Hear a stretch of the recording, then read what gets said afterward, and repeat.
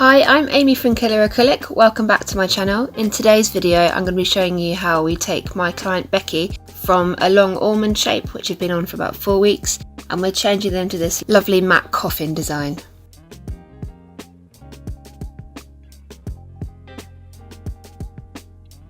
I've got a coarse safety bit which I'm taking all of the top coat off, and I'm really thinning out the back area, removing the apex. These are fairly grown out, so we need to replace the apex further down the nail. I'm really going in and making sure that that area down at the bottom is as thin as I can possibly get it. It shows up all of the lifting and makes the remaining acrylic really flush to the nail. There was a little bit of lifting on this set, but they were quite long and they'd been on for 4 weeks, so nothing too out of the ordinary.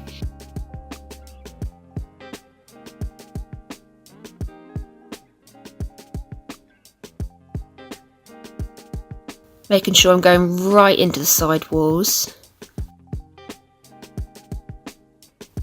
Lobbing the ends off with your E-file as well makes things so much quicker.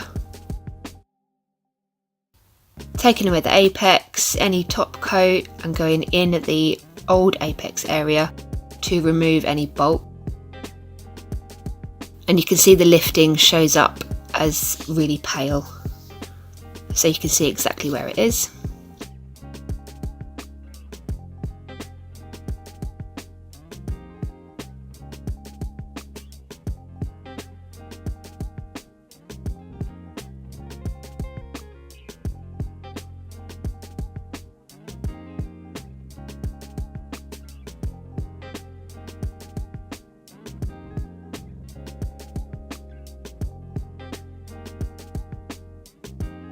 Now I'm taking my E-file and just whipping down the sides. We are changing shape, going to a slightly shorter coffin, so I'm just whipping down the E-file, holding the finger really steady and the E-file really steady to make my job a little bit easier when I go in with my hand file.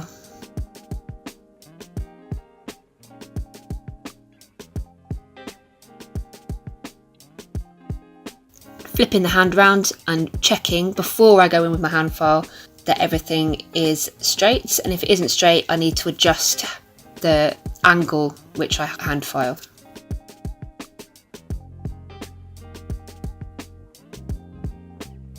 I like to shape the nails before I've infilled, because then you're not going to be putting acrylic on anything that you're just going to be filing away anyway. So I get as much shape as I can in before I infill, so that when you put that cuticle bead on and whip it down, it's just laying nicely over the nail and there's very minimal filing to do at the end.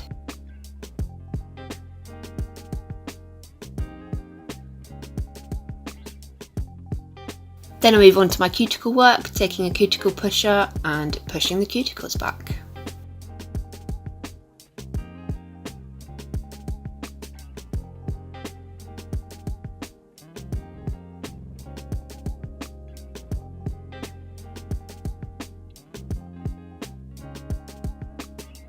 Then using a small Russian manicure bit to whip round the cuticles.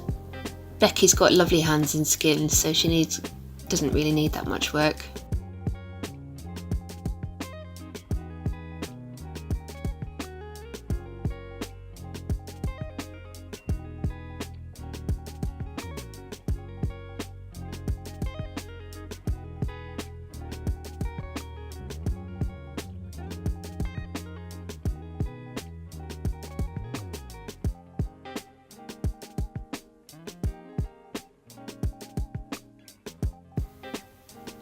Gently going over the skin as well with that small ball bit, just to exfoliate off any bits of flappy skin.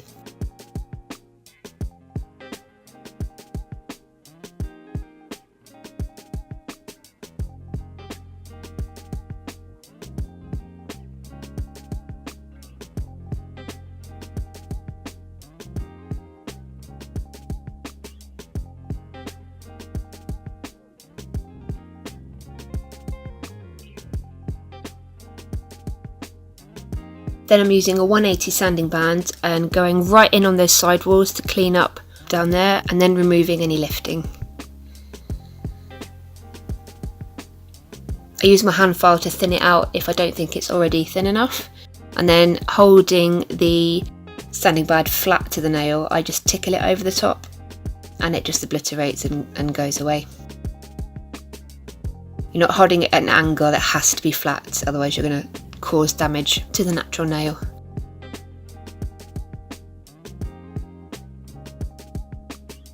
I'm not holding it in one spot for too long, I'm just tapping over those pale areas. And also using that band to just quickly etch the nail plate. As you can see on that nail there, we go round the cuticle area, up the side, turning the hand so I can get right in with the edge of that sanding band into that side wall, and then we concentrate on the lifting and remove all of that.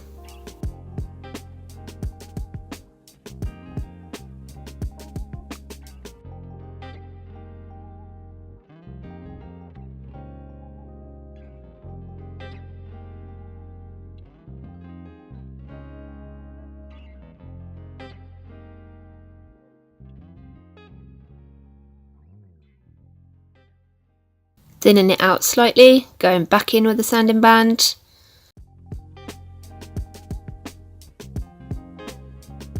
Tickle, tickle, tickle. And it all disappears.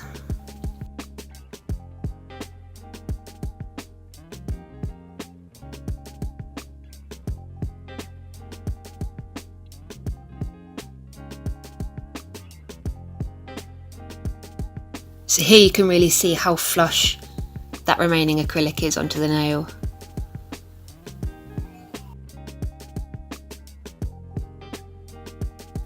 Now we're chucking our infill in. So we've got a reasonable bead, placing it at the cuticle, tap, tap, tap, and pulling it down.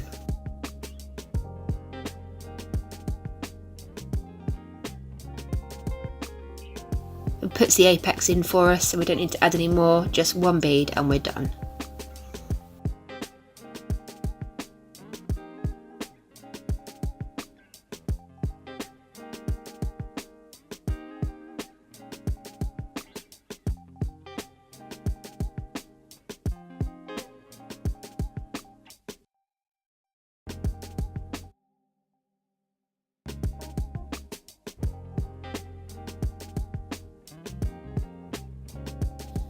Holding the finger down, I'm tapping that bead up to the cuticle, and then gravity is going to pull it away.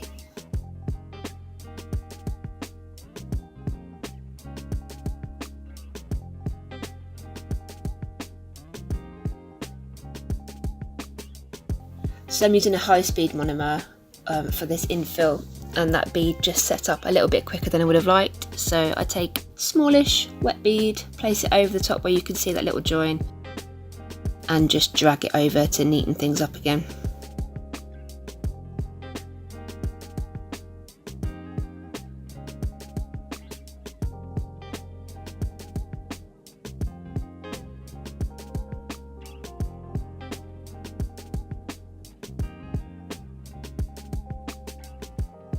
So I go back in with my sanding band and I'm whipping around over the cuticle area, up the side walls, and over the top of the nail.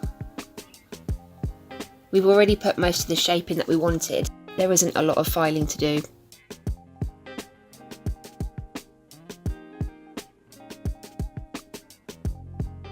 We're just smoothing over the area, ready for gel polish application.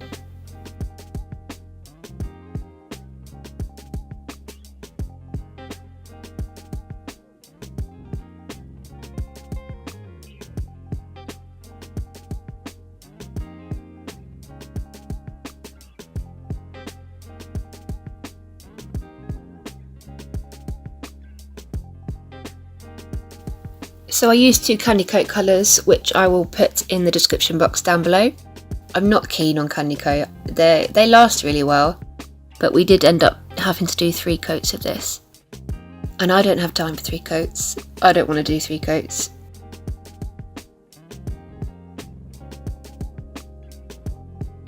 So I butt up the 2 different colours. The closer your colours are to each other, then the easier they are to ombre. And then I just use my ombre brush just to tap and drag through those colours, moving it up, moving it down. If the brush does get a bit clogged up, just wipe it off and go back in again.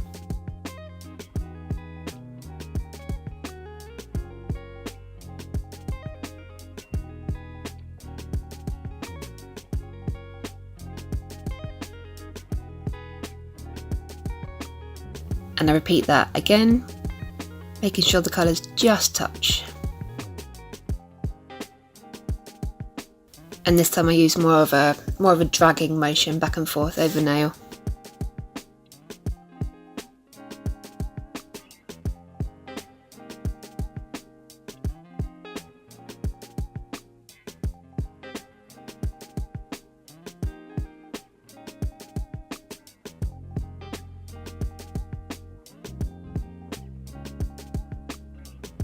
Using a small bit of glue, I stuck on a Swarovski SS20 in hot pink shimmer maybe, I think the name is. I'll have to double check that.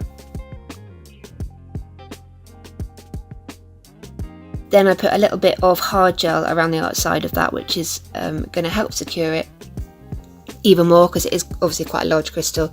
And then I go in with these small AB crystals just around the outside. I bought these big pink ones a while ago, but they didn't come with any other size apart from the SS20. And I was like, oh my god, what am I going to use these for? But this was the perfect set. And when I suggested them, Becci was more than willing to be my guinea pig for these.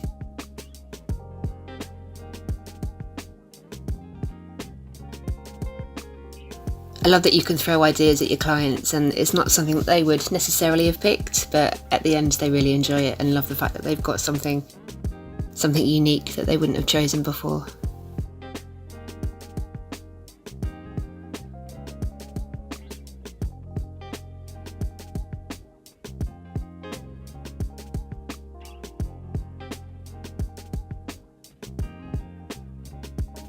And we finished off with the matte top coat. I think they're really pretty. Dead chuffed with this set. Loved it. Thank you so much for watching. Don't forget to hit the subscribe button and I'll catch you another time. Bye!